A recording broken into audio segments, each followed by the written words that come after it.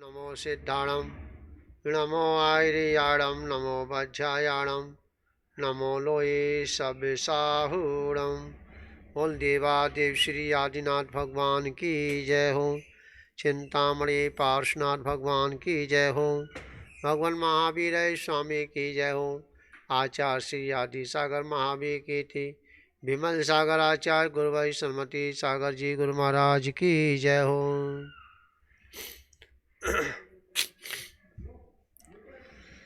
बंधुओं, आज 8 बज के और कुछ मिनटों में भगवान महावीर स्वामी का जन्म कल्याणक महोत्सव, क्योंकि भगवान महावीर का जो जन्म हुआ था वो 8 बज के और मिनटों में हुआ था, और वह आज महामृत्युंजय तीर्थ क्षेत्र पर वह महावीर जयंती पर्व बड़े ही उल्लास के साथ, भक्ति के साथ यहाँ संपन्न हो रहा है। अभी कुछ क्षणों में आप यहाँ पे भगवान महावीर स्वामी का जन्म के उपरांत यहाँ भगवान महावीर स्वामी को पालना अभी यहाँ पड़ेगा, और भगवान महावीर को यहाँ झुलाया जाएगा। ये सारी व्यवस्थाएं, क्योंकि आज का ये पर्व वो पर्व है कि उस हिंसा के तांडव को और उस पाप रूपी कीचड़ को ऐसे महान आत्मा 24वें तीर्थंकर हमारे उनका जन्म कल्याणक इस धरा पर रात्रि में संपन्न हुआ। आज का दिन बड़ा ही पावन है, और इस भगवान महावीर की जो शासन अभी जो चल रहा है, और इस शासन में हम सभी बड़े ही सौभाग्यशाली हैं कि हम सभी को 24वें तीर्थंकर का शासनकाल में हमको जन्म लेने का सौभाग्य प्राप्त हुआ। जन्म सभी के होते हैं, परंतु कुछ जन्म ऐसे होते हैं जिन जन्मों के आगे कल्याण लगाया जाता है। और कल्याण का मतलब कि स्वयं अपना आत्मा के उस परमात्मा बनाने का जो, और दूसरे के आत्मा को भी परमात्मा बनाने का सौभाग्य महान पुरुषों को प्राप्त होता है। और ऐसे तीर्थंकर, और तीर्थंकर का मतलब जहाँ उनके चरण और रज पड़ जाए वह माटी, वह क्षेत्र तीर्थ बन जाता है। ऐसे उस आज के भगवान 24वें अवतरण, अवतार, कल्याण, जन्म दिवस अनेक रूप में हम उसे भावनाओं के साथ संपन्न करते हैं।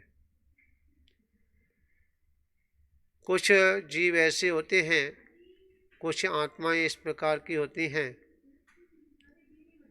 कि वह स्वयं भी करती हैं और दूसरे से भी कराती हैं। कुछ आत्माएं ऐसी होती हैं कि स्वयं करती हैं, दूसरे को नहीं कराती हैं। कुछ ऐसी भी आत्माएं हुआ करती हैं कि ना स्वयं करती हैं और ना दूसरे को करने देती है। समझा? क्योंकि जो ना स्वयं करती हैं कल्याण, ना दूसरे को करने का मार्ग दर्शाती हैं, ऐसी आत्माओं को क्या अभप की कैटेगरी में लिया गया है। समझा? जिन आत्माओं को बिगनी कहा जाता है। अगर कोई धर्म का कार्य कर रहा है और उस धर्म के कार्य में बाधा डाले, ना स्वयं करे और ना दूसरे को करने दे। समझ गया? आज वो है आत्मा जिसने अपना भी कल्याण किया और जो जीव उस संपर्क में आए उन सभी ने कल्याण किया। देखिए, जब भगवान महावीर स्वामी का या 24 तीर्थंकरों का किसी का भी जन्म कल्याणक होता है,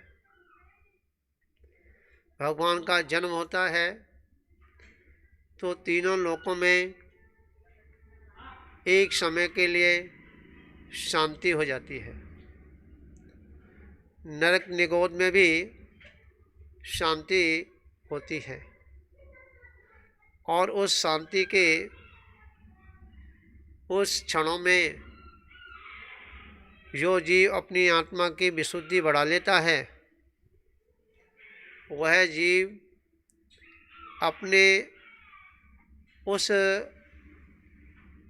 जीवन को सफल बना लेता है, मतलब निगोद से निकल के आ जाता है।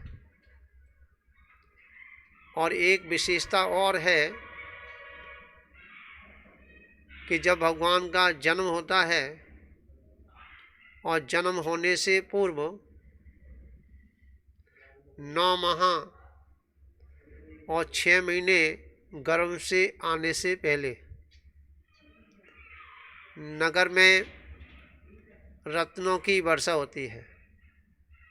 आवाज़ आ रही है सुशीला जी? क्या? हाँ, 6 महीने पहले और 9 महीने वो 15 माह तक नगर में वर्षा होती है। क्यों? क्या कारण? कारण ये कि जब तीर्थंकर का जन्म होता है तो वह तीर्थंकर उनको किसी प्रकार का विकल्प ना हो। समझा? जिस नगरी में, जिस देश में, जिस प्रांत में जो जन्म ले रहे हैं उसमें कोई गरीब ना हो, दरिद्री ना हो। समझा? चारों ओर खुशहाली हो। समझा? जब यह महान आत्माएं जन्म लेती हैं। क्या? और मैं आपको बता दूं, जब इन तीर्थंकर भगवान का जन्म होता है तो वहाँ जितने भी देवी देवता हैं स्वर्गों में, उन सभी के आसन कंपमान हो जाते हैं, खड़बड़ी मच जाती है।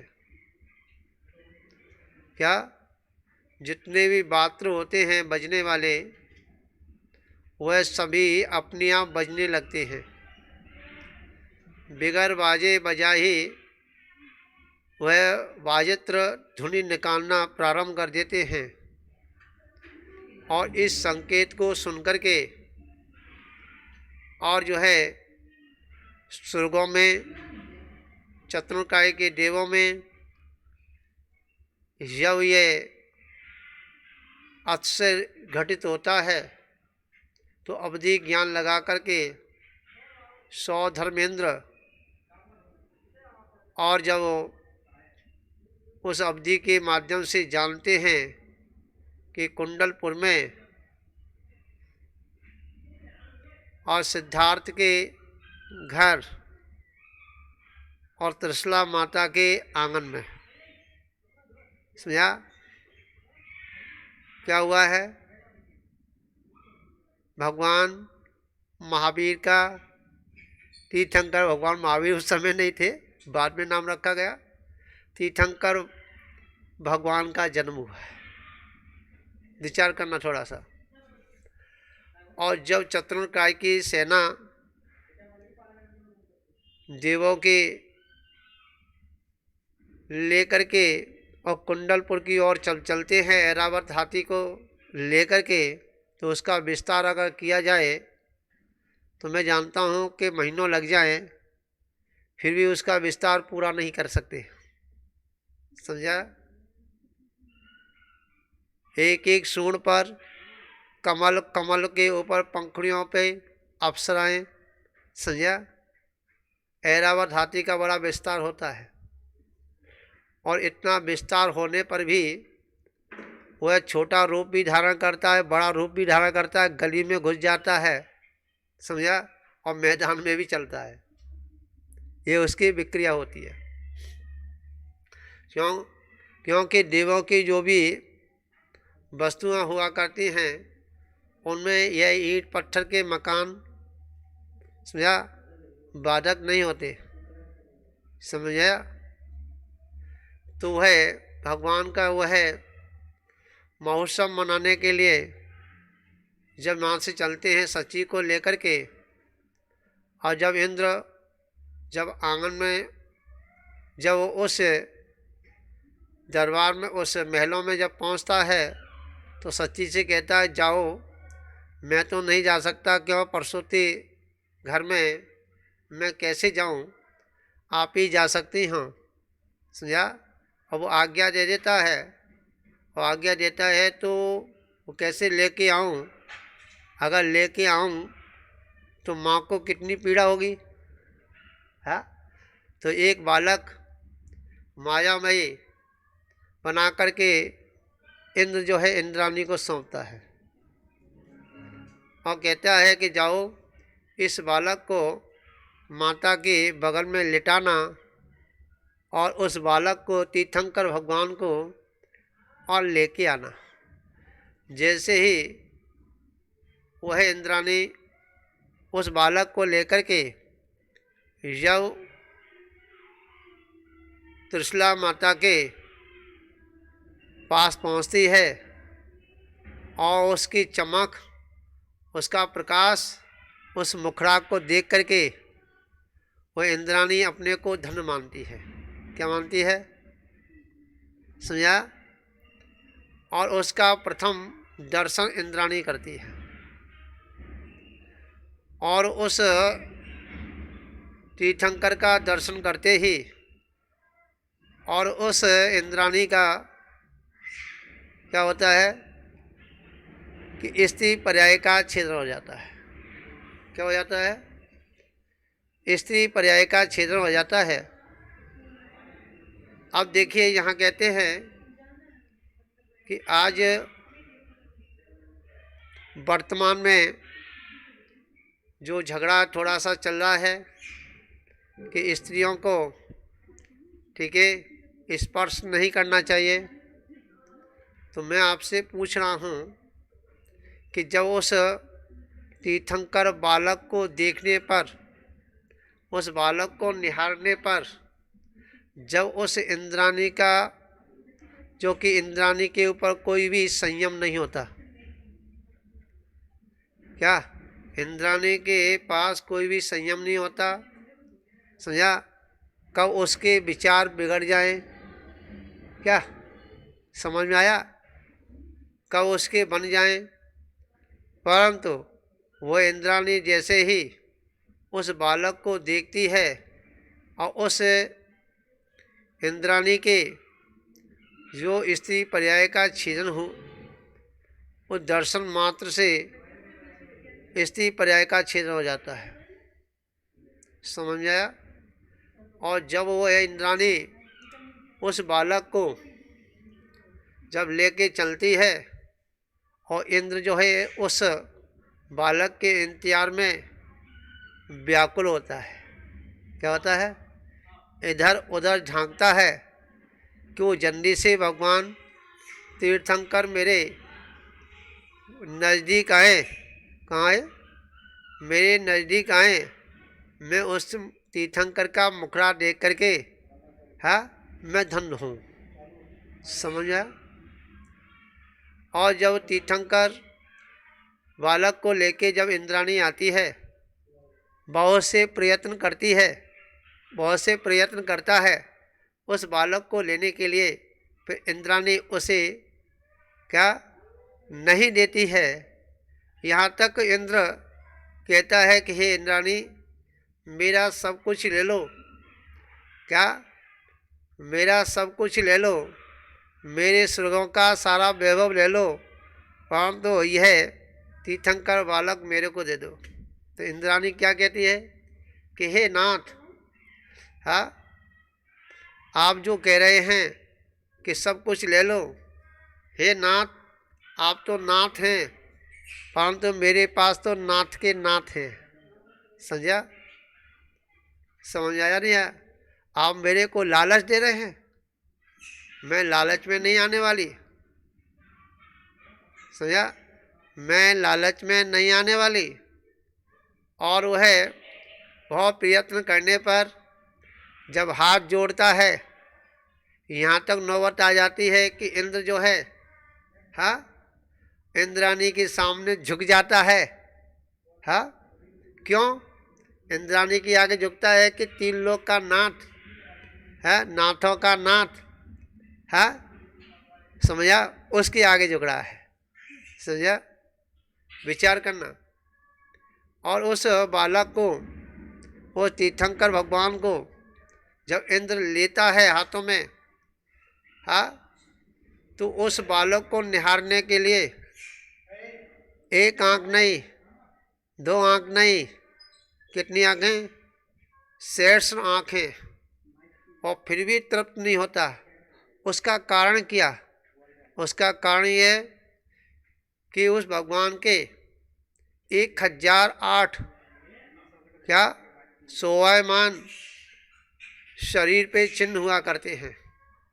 क्या हुआ करते हैं? शोभायमान चिन्ह हुआ करते हैं। पर उस तीर्थंकर के भगवान को देखने के लिए उस सौधर्मेंद्र के पास मात्र कितनी आंखें हैं? मात्र जो है शेष आंखें हैं। फिर भी 8 जो भगवान के जो चिन्ह हैं, जो उस शरीर को शोभायमान कर रहे हैं, सुंदरता को बढ़ा रहे हैं, उनको देखने में बाधक बना है। इसलिए हाँ वह तृप्त नहीं हो पाता। कितनी आंखें लगाता है? कितनी आंखें बनाता है? शेष आंख, 1000 आंख बना करके देखता है। फिर उस बालक को उस ऐरावत हाथी पर बिठा करके और वह पांडव शिला की ओर चलता है। और जब चलता है तो वह गुंजयमान 10 दिशाओं में हुआ करता है। क्यों माता जी? 10 दिशाओं में गुंजयमान हुआ करता है। देवों के द्वारा जय जयकार हुआ करता है, श्रावकों के द्वारा जय जयकार हुआ करता है। समझा? परंतु जहाँ पांडव शिला हुआ करती है वहाँ देवी जा सकते हैं, या विद्याधर या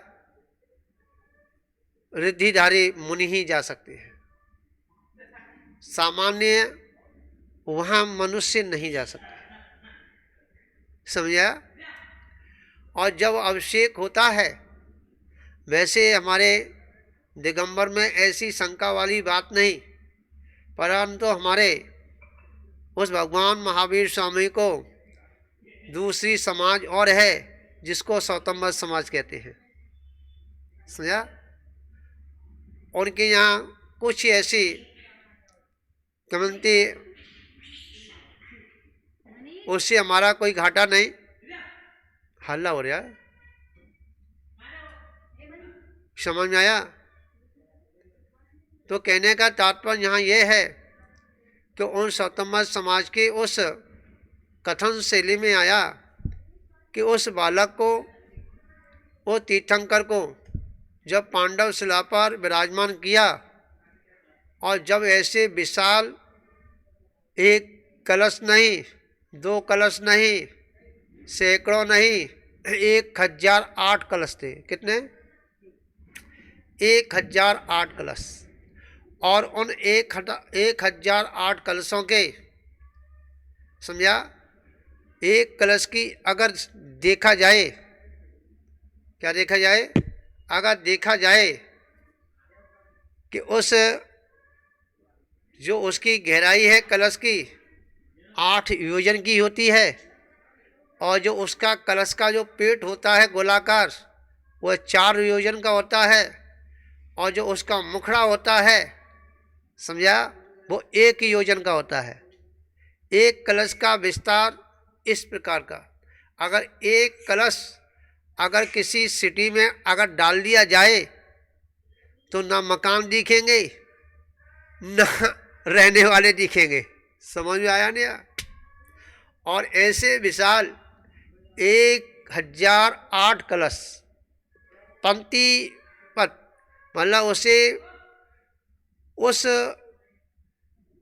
क्षीर सागर से लेके और पांडव शिला तक पंक्ति बंद लगा करके इंद्र, समझा, एक दूसरे को पकड़ाते हुए, और वहाँ 100 धर्मेंद्र जब भगवान का अभिषेक करता है तो वहाँ शंका हो जाती है।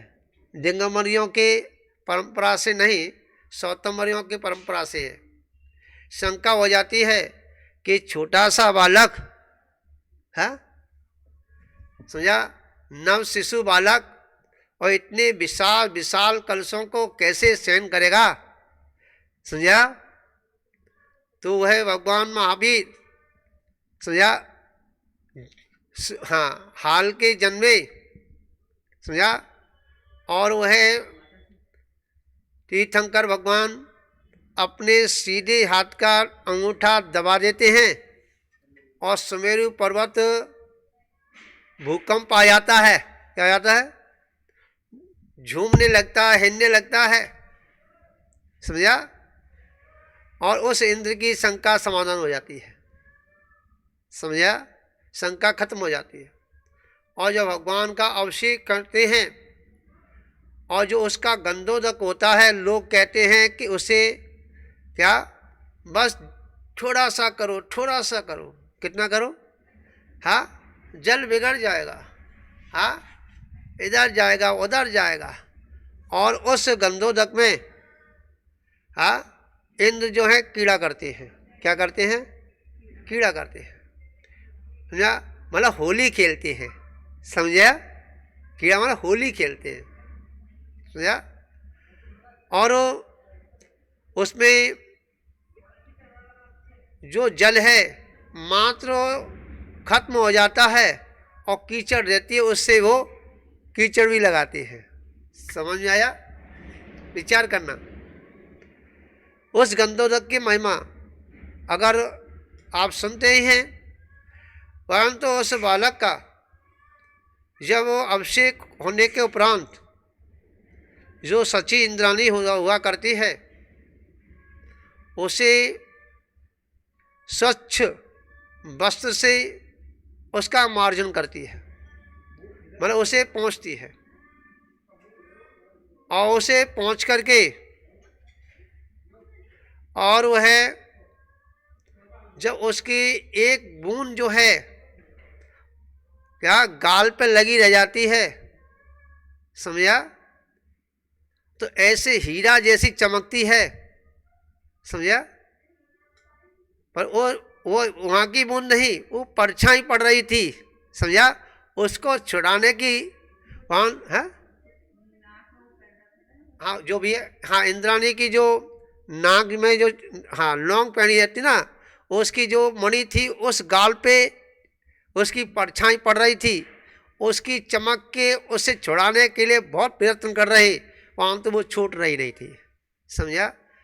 बस देखिए कितना सुंदर शरीर होगा, विचार करना। और उस भगवान महावीर स्वामी का जो जन्म और जन्म के बाद में ये सब कुछ क्रियाएं हुई, और उस इंद्राणी ने उसे वस्त्र आभूषण पहनाए, और वस्त्र कहाँ से आए? स्वर्गों से आए। कहाँ से आए? क्योंकि तीर्थंकर जब तक गृहस्थ में रहते हैं, गृहस्थ का ना तो भोजन करते हैं और ना गृहस्थ का कोई वस्त्र आभूषण धारण करते हैं। वह सारा का सारा, समझा, जो स्वर्गों की व्यवस्था है, विचार करना। तो कहने का तात्पर्य यहाँ यह है कि उस इंद्राणी, इंद्र बैठा रहता है, और इंद्राणी जो है कितनी नील, समझा, इंद्राणी मोक्ष चली जाती है। किससे चली जाती है? मात्र उस तीर्थंकर भगवान का जन्म कल्याणक महोत्सव मनाने से। समझ में आया नहीं आया? इंद्र बैठा रहता है, हाँ, और इंद्राणियाँ चली जाती हैं, विचार करना। तो आज जो है ऐसा पर्व भगवान महावीर स्वामी का, जिसे लोग जन्म जयंती कहते हैं, परंतु जन्म जयंती ना कह करके जन्म कल्याणक कहना चाहिए। समझा?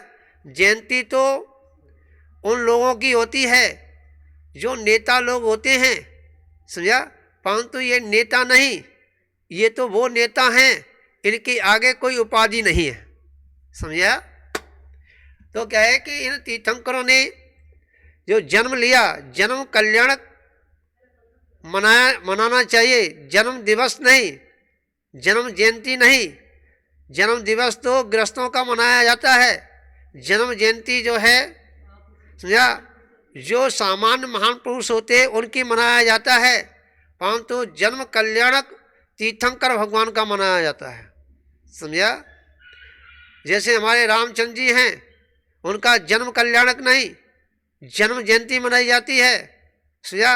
रामचंद्र जी, हनुमान जी का नहीं, जन्म कल्याणक नहीं, जन्म जयंती मनाई जाती है। जिनके 5 कल्याणक होते हैं उनके कल्याणक मनाए जाते हैं, और जिनके 5 कल्याणक नहीं होते, जिनके 3 कल्याणक होते हैं, ठीक है, उनकी क्या है? जयंती मनाई जाती है। समझ में आया? तो आज जो है ऐसा पावन ये पर्व, इस पर्व के लिए मैं सभी जितने भी लोग जूम आईडी पर जुड़े हैं और आज इस महामृत्युंजय तीर्थ क्षेत्र पर इस सभा में मौजूद सभी भक्तजनों को बहुत बहुत भगवान के जन्म कल्याण के महोत्सव पर, ये भगवान, मैं यही भावना भाऊंगा कि आज हम आपकी जन्म जयंती मना रहे हैं, जन्म कल्याणक मना रहे हैं। हमारा भी एक दिन ऐसा दिन आए क्या कि हमारा भी जो है जन्म कल्याणक इन सभी भक्तों के साथ साथ मनाया जाए। समझा? तो सभी को मेरा बहुत बहुत आशीर्वाद।